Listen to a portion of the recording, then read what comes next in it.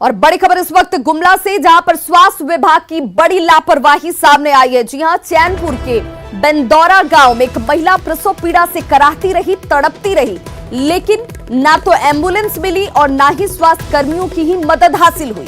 ऐसे में महिला ने सड़क के किनारे ही बच्चे को जन्म दिया, लेकिन 2 दिन बाद नवजात की मौत हो गई है। परिजनों की माने तो प्रसव पीड़ा होने पर उन लोगों ने 108 नंबर पर कॉल किया था, लेकिन एम्बुलेंस नहीं पहुंची। वहीं सहिया को भी इसकी खबर दी गई, लेकिन उसने भी आने से मना कर दिया। ऐसे में परिजन महिला को लेकर स्वास्थ्य उपकेंद्र पहुंचे थे, लेकिन वहां पर भी कोई मौजूद नहीं था। लापरवाही की इंतहा देखिए कि एक महिला प्रसव पीड़ा से कराहती रहती है, मदद के लिए 108 नंबर पर एम्बुलेंस पर कॉल किया जाता है, इसके साथ सहिया को मदद के लिए कॉल किया गया, लेकिन हर जगह से सिर्फ और सिर्फ मायूसी हाथ लगी। बच्चे को सड़क के किनारे ही इस महिला ने जन्म दिया और 2 दिन के बाद इस बच्चे की मौत हो जाती है। तो नवजात की मौत के लिए जिम्मेदार कौन? उस स्वास्थ्य व्यवस्था पर सवाल क्यों नहीं, जिसको लेकर लंबे चौड़े दावे किए जाते हैं? और ऐसे में इन सवालों का जवाब अब तक नहीं मिला है, जिसकी उम्मीद की जा रही है। बृहस्पतिवार को 108 में फोन लगाए तो पुलिस लेन है बोला और फोन को काट दिया।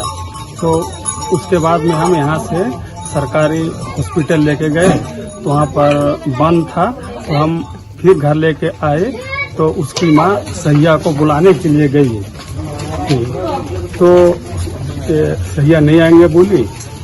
तो हम फिर लेने के लिए हम तैयार हो गए, तो ये लोग गाड़ी से उतर के घर आ रही थी। उस समय रास्ता में ही डिलीवरी हो गया। के बाद में बच्चे की मृत्यु हो जाती है। ये बहुत ही दर्दनाक घटना है और इसके लिए तो मैं सरासर स्वास्थ्य विभाग के कर्मचारी लोगों को दोषी मानता हूं और ये आज के समय में हमारे लिए बहुत ही गंभीर विषय है। तो संवेदनहीनता की पराकाष्ठा इसे कहेंगे। ऐसे में सवाल उठता है कि सड़क पर प्रसव के बाद भी इलाज आखिर इस महिला को क्यों नहीं मिला। ये सवाल इसलिए क्योंकि इस बच्चे की मौत हो गई है, तो बच्चे की मौत के लिए जिम्मेदार कौन है? 108 नंबर पर फोन किए जाने के बावजूद एम्बुलेंस आखिर क्यों नहीं आई, क्यों नहीं पहुंची? बेंदौरा स्वास्थ्य उपकेंद्र बंद क्यों था? इस उपकेंद्र को लोगों की मदद और सेवा के लिए ही बनाया गया, तो वो बंद क्यों था? सड़क पर प्रसव के बाद भी आखिर इस महिला को इलाज नहीं मिला। अगर उस महिला को इलाज मिलता, बच्चे की देखरेख होती, तो बच्चे की जान बचाई जा सकती थी। लेकिन इंतहा देखिए यहाँ पर संवेदनहीनता की, लापरवाही की, जिसमें एम्बुलेंस का न मिलना, सहिया का इनकार कर देना, सड़क पर ही बच्चे को जन्म देना और इसके बाद भी इलाज न मुहैया होना सवाल खड़े करता है उस व्यवस्था पर, उस सिस्टम पर जो लंबे चौड़े दावे इंतजामों के करता है। तो इंतजामों की बानगी देख लीजिए, जिसमें एक नवजात की मौत हो गई और इसके लिए अब जिम्मेदार कौन है, ये जवाब इन्हें देना होगा। तो बड़ी खबर इस वक्त की, नवजात की मौत हो जाती है सिर्फ इसलिए क्योंकि महिला को वक्त पर इलाज नहीं मिला। और देखिए कई स्तरों पर खामी है। ये अस्तर इसलिए कई स्तरों पर हम इसका जिक्र कर रहे हैं क्योंकि जब इस महिला को प्रसव पीड़ा हो रही थी, असहनीय पीड़ा से जब ये तड़प रही थी, उस वक्त एम्बुलेंस के लिए देखिए जागरूकता की कमी लोगों को नहीं है। लोगों को ये पता है कि अगर इस तरह के हालात हो तो एम्बुलेंस को बुलाने के लिए सरकार ने इंतजाम किए, व्यवस्था की है। 108 नंबर पर कॉल भी किया गया, लेकिन एम्बुलेंस नहीं पहुंचती है। सहयोगी सुशील हमारे साथ इस वक्त फोन लाइन पर जुड़ चुके हैं गुमला से। सुशील, अब ये जो सवाल हम खड़े कर रहे हैं कि आखिर इस बच्चे की, इस नवजात की मौत के लिए जिम्मेदार कौन है, कोई जवाब देने को तैयार है क्या? मैं आपको स्पष्ट बता दूं कि जब हमने इस मामले को लेकर हेल्थ विभाग के पदाधिकारियों से बात करना चाहा, उन्होंने स्पष्ट कहा कि मामले की छानबीन करेंगे, जांच करेंगे, क्योंकि वो बच्चा महिला हॉस्पिटल नहीं पहुंच पाई थी। लेकिन सवाल यहाँ ये पैदा हो रहा है कि जब उसे एम्बुलेंस के लिए फोन किया गया, गांव में सहिया रहती है, जो महिलाएं प्रेग्नेंट होती है उनका पूरा रिपोर्ट होता है, कब उनकी डिलीवरी होने वाली है ये भी जानकारी होता है। उसके बावजूद ये पूरी तरह से लापरवाही है, स्वास्थ्य विभाग की लापरवाही है। विभाग में आपको स्पष्ट बता दूं कि गुमला जैसे आदिवासी बहुल इलाके में, जहां पर मैक्सिमम लोग सरकारी सुविधा पर ही आश्रित होते हैं, उसके बावजूद भी आए घटनाएं घटती है, बावजूद इसके स्वास्थ्य। सुशील, इस बात का जवाब उनके पास था कि स्वास्थ्य उपकेंद्र बंद क्यों थे, जिसे खुला होना चाहिए था, जो लोगों की मदद और सेवा के लिए ही बनाए गए हैं, वहां पर डॉक्टरों की मौजूदगी होनी चाहिए थी, आखिर ये बंद किस वजह से था? जी आपको बता दूं, अमूमन यहाँ पर गुमला जिला की जो ग्रामीण इलाके की जो स्वास्थ्य व्यवस्था है पूरी तरह से भगवान भरोसे है। या डुमरी की बात करें, चैनपुर में जो स्वास्थ्य केंद्र है वो बंद पड़ा हुआ था और इसको लेकर कई बार हंगामा भी हुआ है। इस बात की जानकारी राज्य स्तर के पदाधिकारियों को भी गई है, लेकिन बावजूद इसकी यहाँ कोई गंभीरता नहीं है। और खास करके कोरोना का बहाना करके, चूंकि कोरोना पेशेंट आते हैं, ये सब बातें कहकर अस्पताल में जो लोगों को ट्रीटमेंट करना चाहिए, जो उनको लेना चाहिए, अटेंशन लेना चाहिए, वो नहीं लिया जा रहा। उसी का परिणाम है कि बच्चे की जान चली गई। चूंकि गरीब परिवार था इसलिए इसने अपनी आवाज को नहीं उठाया, लेकिन हम अपने मीडिया के माध्यम से लगातार आवाज को उठा रहे हैं। लेकिन बावजूद इसके स्वास्थ्य महकमे का कोई भी व्यक्ति इस मामले को लेकर उचित जवाब देने के लिए सामने नहीं आया। बहुत बहुत शुक्रिया सुशील इस जानकारी के लिए। तो देखिए, स्वास्थ्य महकमे की तरफ से जवाब नहीं आएगा, लेकिन हम ये सवाल उठाते रहेंगे और जवाब देना होगा। जिम्मेदार लोगों की जिम्मेदारी तय होनी चाहिए, लापरवाह लोगों के ऊपर कार्रवाई होनी चाहिए, क्योंकि एक नवजात की जान गई है।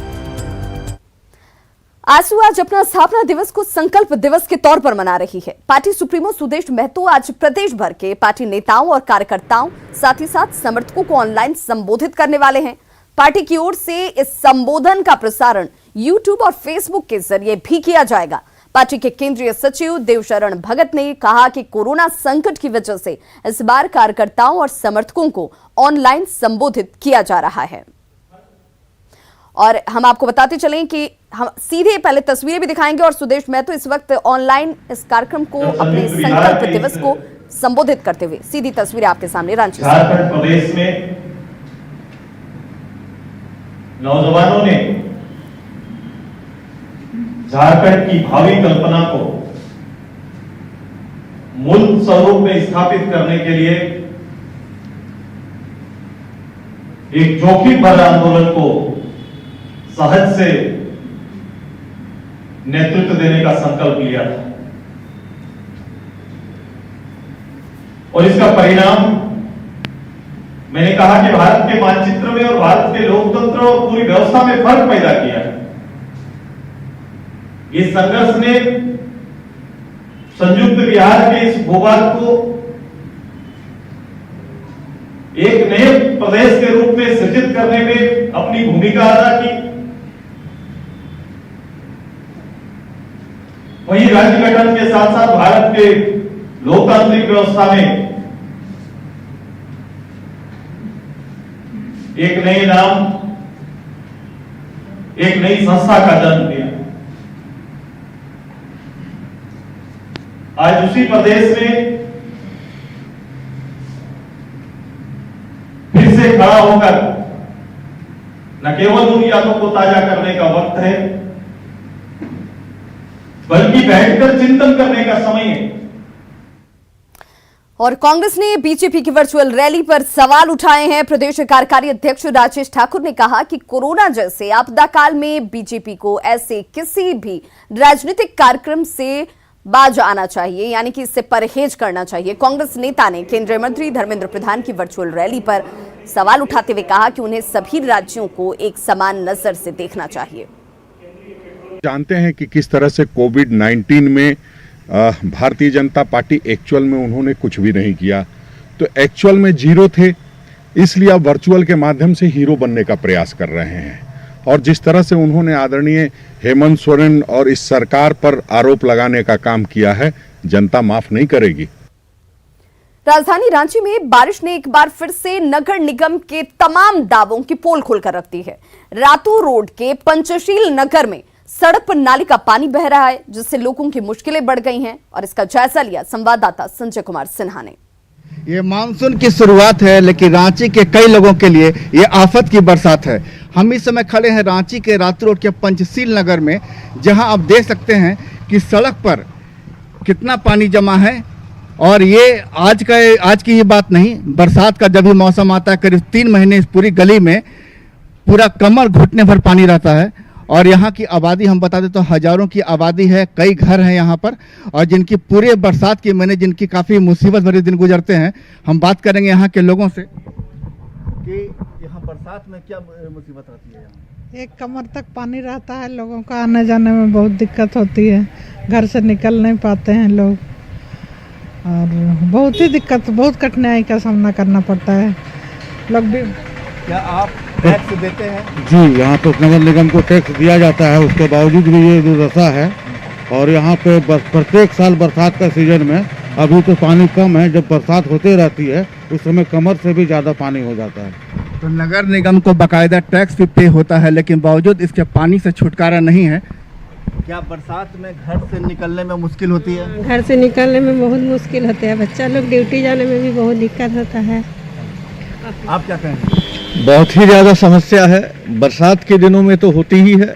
बरसात जिस दिन, बगैर बरसात के भी अगर पानी जिस दिन अधिक बरस जाए उस दिन भी पानी जमा हो जाता है सड़क में। इस रास्ते से कम सैकड़ों बच्चे यहाँ से स्कूल जाते हैं, आते हैं।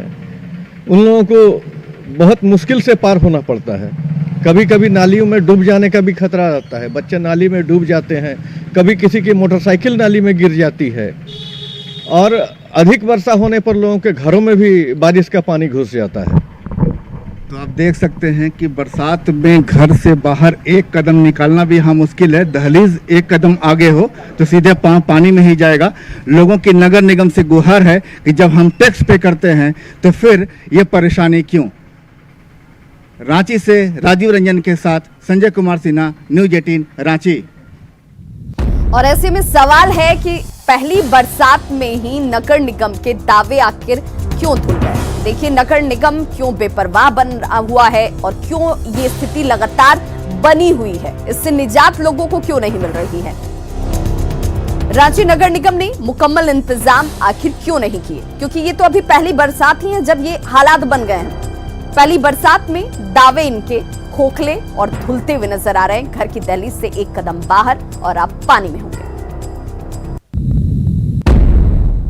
कोरोना संकट के कारण इस साल ऐतिहासिक जगन्नाथपुर रथ यात्रा नहीं निकलेगी। आज पारंपरिक रूप से नेत्रदान कार्यक्रम जरूर हुआ, लेकिन कल सामूहिक तौर पर रथ यात्रा नहीं निकलने वाली है।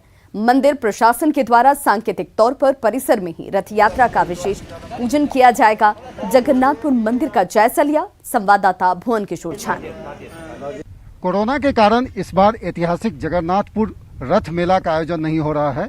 कल हालांकि रथ मेला का आयोजन होनी है, लेकिन जो कोरोना संकट हुआ है तो उसके बाद जो सुप्रीम कोर्ट का भी गाइडलाइंस आए हैं, उससे एहतियात बरतते हुए जो प्रशासनिक जो व्यवस्था की गई है उसके तहत यहाँ पे रथ मेला का आयोजन पहली बार ऐसा देखने को मिल रहा है कि जो जगन्नाथपुर रथ मेला का जो आयोजन होता था, रथ यात्रा यहाँ होती थी, हजारों लाखों की संख्या में लोग यहाँ पर पहुँचते थे, वो इस बार देखने को नहीं मिल रहा है। हालांकि आज पारंपरिक रूप से जो नेत्रदान भगवान का होता है तो वो चीजें मंदिर में पूजा संपन्न की गई है। जैसे पूजा जो होता है वो पूजा हुआ, जो आज जो पूजा होना था वो पूजा हो गया, और रथ यात्रा नहीं मेला नहीं लग रहा है कोरोना संकट के कारण। भगवान कभी नहीं बोले हैं, भगवान जब भी बोले हैं लोगों को हित के लिए वो हमेशा तैयार रहे हैं। इस संकट की स्थिति में सारे नियमों का पालन करते हुए भगवान अपने समारोह को संपन्न कराए। 329 वर्षों से जो चला आ रहा परंपरा, जो ठाकुर रैनीनाथ साधु ने जो स्थापना किया था, उसके माध्यम से पूरे झारखंड को जोड़ा गया था। एक सामूहिक शक्ति का संचार, एक विभिन्न विचारधाराओं को एक दोरा में बांध करके खींचने की जो परंपरा उनकी है वो इतना प्रगाढ़ है कि रोकते रोकते भी लोगों की आस्था इतनी अधिक है कि लोग आ ही जा रहे हैं। आज जो पारंपरिक रूप से जो रथ यात्रा से ठीक एक दिन पहले जो यहाँ पर मंदिर परिसर में जो पूजा अर्चना होती है, जिसे नेत्रदान पूजा कहते हैं, वो संपन्न हुई है। कैमरा पर्सन अमित के साथ भुवन किशोर झा, न्यूज 18 रांची। गुमला के करौंदी में भी कल भगवान जगन्नाथ की रथ यात्रा नहीं निकलेगी। कोरोना संकट को लेकर के प्रशासन के आदेश पर सिर्फ पारंपरिक पूजा अर्चना की जाएगी। जायजा लिया संवाददाता सुशील कुमार सिंह ने। अभी हम मौजूद हैं गुमला के प्रसिद्ध जगन्नाथ मंदिर में, जहां पर यहाँ पर जो कहा था रथ मेले का भव्य आयोजन किया जाता था। काफी लंबा इतिहास था, लेकिन आप देख रहे हैं कि मंदिर परिसर में एक दिन पूर्व की स्थिति है। पूरी तरह सन्नाटा पसरा हुआ है। जो पुरोहित है वो यहाँ मौजूद हैं और भगवान का पट चूंकि अभी बंद है और यहाँ पर पूरा श्रृंगार होने के बाद कल जो है सरकारी जो निर्देश है कि कुछ लोगों को ही पूजा करना है, ना मेले का आयोजन होगा, ना ही यहाँ पर कुछ तरह का जो भव्य समारोह है वो आयोजित होता था वो हो पाएगा। साल जो है सो हम लोग कोरोना महामारी के चलते और उसका प्रभाव बढ़ रहा है, उसके चलते हम लोग प्रशासन को लीक कर दिया था कि हमको रथ निकालने की दिया जाए, परमिशन दिया जाए, लेकिन उन्होंने डीसी साहब ने साफ कह दिया कि कोरोना महामारी के चलते जो है सो इस बार रथ मेला का आप आयोजन ना करें। उसी के अनुसार, प्रशासन के कहने के अनुसार हम जो है सो अपना रथ का जो है सो रथ निकालने का प्रोग्राम हमारा नहीं है। केवल 10-5 लोग जो है सो मंदिर में लॉकडाउन का इसका पालन करते हुए अपना पूजा पाठ करेंगे। पर कहीं ना कहीं कोरोना भारी हुआ है, लेकिन प्रशासन ने एहतियातन इस तरह के कार्यक्रम को रोक दिया है, क्योंकि भीड़ भाड़ होगा तो उसमें कोरोना का संक्रमण हो सकता है। लेकिन प्रशासन ने स्पष्ट कहा है कि भगवान की जो परंपरागत पूजा होती थी वो होगी, लेकिन वहां पर महज कुछ ही लोग रहेंगे जो इस पूजा में शामिल होते हैं। न्यूज़ 18 के लिए गुमला से सुशील कुमार। सरंडा में अब लौह अयस्क का अवैध खनन करना तस्करों के लिए आसान नहीं। लौह अयस्क का अवैध उत्खनन करने वाले माफियाओं और तस्करों के मंसूबे पर पानी फेरने के लिए टास्क फोर्स के साथ साथ वन विभाग की टीम भी अब काफी सक्रिय हो गई है। यानी अब अवैध लौह अयस्क उत्खनन और भंडारण मिलने पर खनन अधिनियम के साथ अब वन अधिनियम के तहत भी मामला दर्ज किया जाएगा। अगर माफिया लोग सक्रिय होंगे तो हम लोग उनसे पहले ज़्यादा सक्रिय हैं। किसी भी स्थिति में सरंडा में अवैध माइनिंग बिल्कुल नहीं किया जाएगा, क्योंकि हमारे जो चेक नाका है, हाथी चेक नाका, उससे होके सभी गाड़ियाँ जाती हैं। हमारे वनरक्षी दिन रात वहाँ पे मौजूद हैं। हमका आज में कलेक्शन होने वाला है और हमारे फॉरेस्ट ऑफिस जो हैं उसी सभी माइनिंग एरिया के आसपास ही हैं, जहाँ थोड़ा प्रैक्टिकली भी अवैध माइनिंग करना अब माफियाओं के लिए भी कठिन होगा। धनबाद में एक साथ 5 कोरोना पॉजिटिव मरीजों की पुष्टि हुई है। इन कोरोना पॉजिटिव मरीजों में एक डॉक्टर भी शामिल है, जिसमें पहली दफा जिले में ऐसा हुआ है कि कोई डॉक्टर कोरोना पॉजिटिव पाया गया है। फिलहाल सभी को इलाज के लिए कोविड अस्पताल में भर्ती कराया गया है। आखिरकार एक सप्ताह के बाद फिर धनबाद में कोरोना मरीजों की संख्या में वृद्धि हुई है। 5 कोरोना मरीज पाए गए हैं, जो रविवार देर रात कोरोना टेस्ट के लिए लिए गए रिपोर्ट में जांच के बाद सामने आया। और इसमें सबसे बड़ी बात मैं बता दूं आपको, निरसा के चिकित्सा प्रभारी हैं प्राथमिक स्वास्थ्य केंद्र के, वो भी कोरोना पॉजिटिव पाए गए हैं। और इसके साथ साथ 4 अन्य कोरोना पॉजिटिव पाए गए हैं, जिसमें एक महिला है। 4 अन्य जो पाए गए हैं वो बाहर से आए थे, बागमारा के रहने वाले, झरिया के रहने वाले। ऐसे में धनबाद में कोरोना मरीजों की संख्या 120 हो गई है। हालांकि 115 पहले ही कोविड अस्पताल से ठीक होकर अपने घर गए हैं और होम क्वारंटाइन में कई लोग ठीक भी पूरे तरीके से हो चुके हैं। तो अचानक से फिर 5 कोरोना मरीज मिलने के बाद जिला प्रशासन भी हरकत में आ गया, स्वास्थ्य विभाग भी हरकत में आ गए हैं और ये निरसा जाएंगे, पीएचसी की जांच करेंगे, पीएचसी को सैनिटाइज करेंगे और ये भी पता लगाने की कोशिश करेंगे कि डॉक्टर के संपर्क में कौन कौन से मरीज आए, डॉक्टर ने किनका घर जाकर इलाज किया है या फिर किन्हीं और से जाकर के मिले हैं। तो तमाम बातों की जानकारी स्वास्थ्य विभाग और जिला प्रशासन जुटाएगी। उसके बाद उन तमाम लोगों को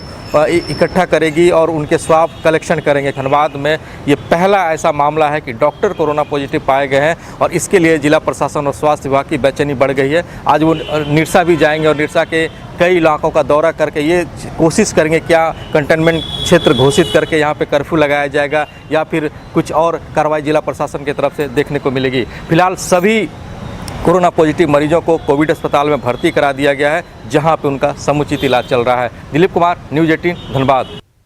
तो खबरों का सिलसिला लगातार जारी, आप देखते रहिए न्यूज़ 18 बिहार झारखंड।